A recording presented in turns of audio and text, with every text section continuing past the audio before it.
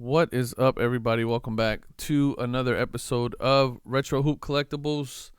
I wanted to do this video really quick because I have been getting a lot of you who have messaged me about the video that Card Collector, or the interview that Nat Turner did with Card Collector on their Card Talk podcast. Let me just start by saying that I really like that podcast. That's a really good. I enjoy watching that podcast with Card Collector and the other guy Lou, and then I can't remember the other guy's name. The few that I have watched, or the few kind of clips and inserts that I've listened to, are pretty good. They seem to know quite a bit about the card hobby. They were able to get Nat Turner to come on, and they asked him some pretty good questions. I think a lot of very industry related type things. They talked about NFTs. They talked about the Fanatics deal. They talked about a bunch of different things. What I was really interested in was trying to figure out if Nat Turner was going to talk about anything from an operational standpoint with PSA. And they did touch on a few things, but the overall feeling that I got from the interview, I think it was a great interview. If you haven't watched it, you should go watch it. It's probably like a 40-minute or like an hour-long podcast. If you want to watch it, I watched it for the entirety of the podcast, but I think what I was really looking to get out of it was some more information for my purposes, right? So I'm trying to figure out, is he going to talk some numbers? Is he going to talk some, how much they're hiring and things like that? And so I did take I normally don't take notes, but I did took a few notes on some things that were kind of interesting to me.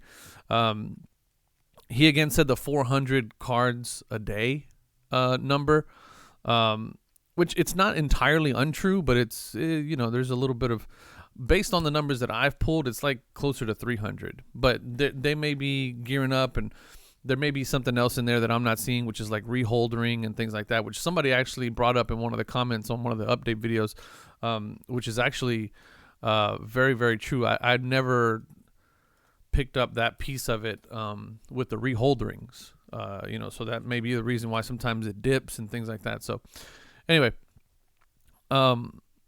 still talking about the 400 cards a day that they're doing, which is somewhat accurate. But the other thing that he mentioned is that they're hiring like crazy. They're building out a new space. They're hiring like crazy. He said they're hiring about 10 to 12 people a week is what he said, which was interesting. But he said the majority of that is going to be for imaging.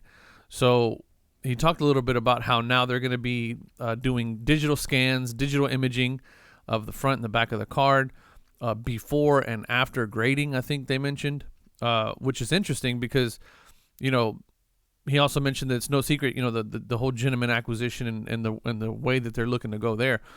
So I can really see this kind of push towards really using Gentleman and really trying to push out Gentleman. But at the same time, and in the same breath, he also mentioned that he felt that grading was sort of an artisan type of process, which I totally agree with.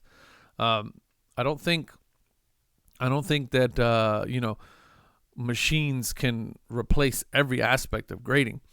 He did mention, as I've mentioned before, that there are some things that you can use a machine for, right? Centering, calculating centering. Is the card well centered? Is the card edges and corners straight, crisp, clean, sharp?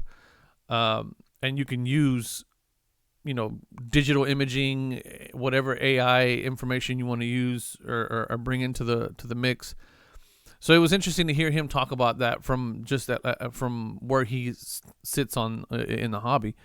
So it was interesting that he mentioned that, and I've never really heard it being called like something that is an art, grading, and it got me to thinking that that's it's a pretty good representation of what grading a card actually is, and the human element is always going to be present, should be present when you're grading cards. So that was a really good interesting thing for them to talk about. But kind of back to the 10 to 12 people a week that he was talking about that they were hiring, the majority of them going into imaging, Not really much talk about how many graders they have and things like that, or unless I missed it. And then somebody asked him, I can't remember who asked him, what does it look like when you guys open back up? Because he had mentioned opening back up. And then one of the guys said, well, what does that look like? What does opening back up look like? And he got into a little bit of that, which was interesting. He did mention, not this year. It's not going to happen this year. And he said it's not going to happen most likely in Q1 of next year. So we're really not looking out until, maybe April of next year, maybe even Q2 going into Q3 before they actually open up.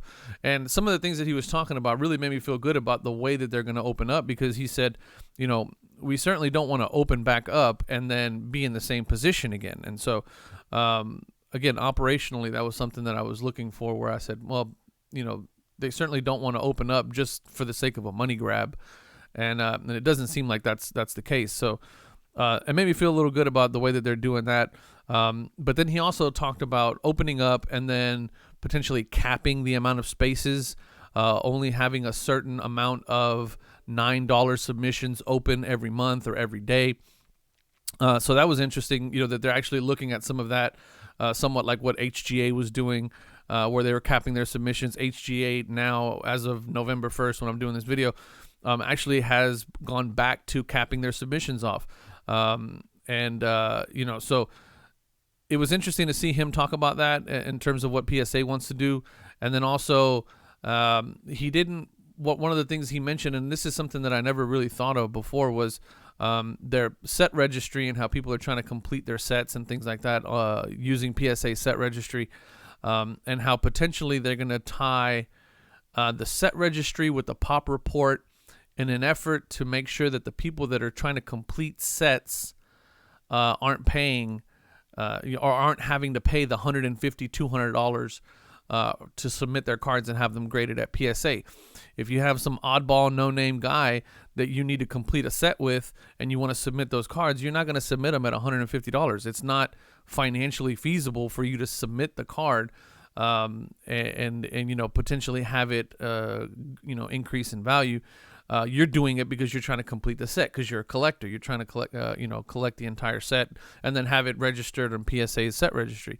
So there was a little bit of conversation about that, where he was saying, we have to get to a point where we can start to service that side of the hobby again. And that made me feel good, because that makes me feel like, hey, they want to come back to this side of the hobby that is a true collector. There's a lot of people that aren't submitting cards as an arbitrage. We're not trying to flip, There's some people out there that are legitimately trying to create sets and maybe do set registries and things like that, or got people like myself who, PC, like certain players, that want to send their cards back to send their cards into PSA, but not pay the $50, $100, $200, and $300 to have their cards graded. It just doesn't make any sense, and so they're losing. I think that was sort of an admittance that they're losing out on that part of the market right now, because nobody's submitting with them other than people who are looking to submit cards and flip them.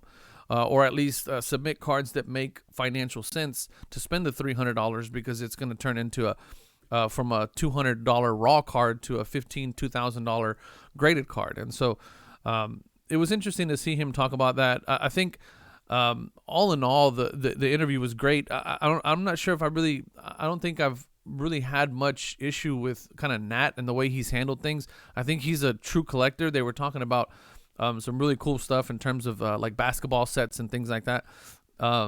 That I kind of share the same affinity for that generation of basketball. But I think overall what they're trying to do is they're really trying to catch back up. They're really trying to get everything back to where they need it to be from a capacity standpoint to be able to service what they know is going to be a huge influx of orders.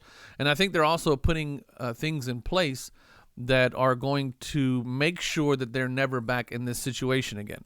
And overall, that's good, because I've said this several times, is that PSA needs to go back to being the number one company for grading, because the industry needs them to be. They're such a big player in the game. They've always been a big player in the game. And they sort of set the standard for kind of what everybody else is doing. And so it's good to hear somebody like Nat come out and talk, from what I think was very candidly, about some of these really major operational things that they got going on at PSA.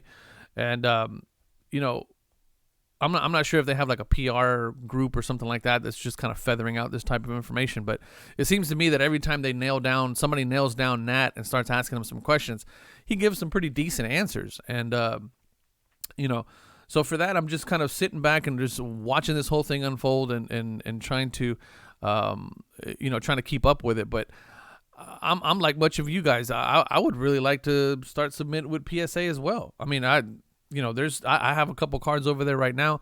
I'm still, SGC all the way in terms of the cards and things like that and what I like to submit. But, I just submitted to CSG.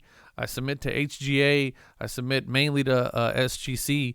I just sent a bunch of cards over to TGT. So, I mean, I'm not really married to any one, grading company. I want to submit some stuff with PSA as well.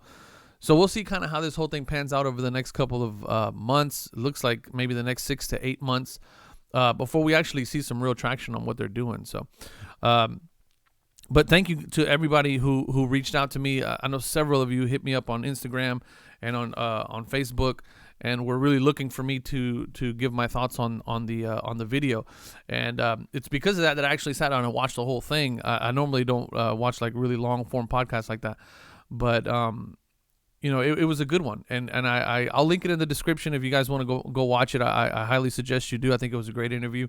I'm gonna probably go back and watch some more of their podcasts because I think they're pretty good in terms of what they talk about, and they seem very knowledgeable. The three guys on Card Talk. So I'm gonna go back and maybe look at some other episodes and kind of get their take on stuff. But yeah, that's pretty much my thoughts on the whole situation. So. If you like this kind of stuff, hit the subscribe button, hit the like button, all that good jazz. Check me out on Instagram at Retro Hoop Breaks. All the links are in the description. Check out Collect 3D Prints for your card holders, and we'll catch you guys Wednesday on the update. Love y'all. Peace.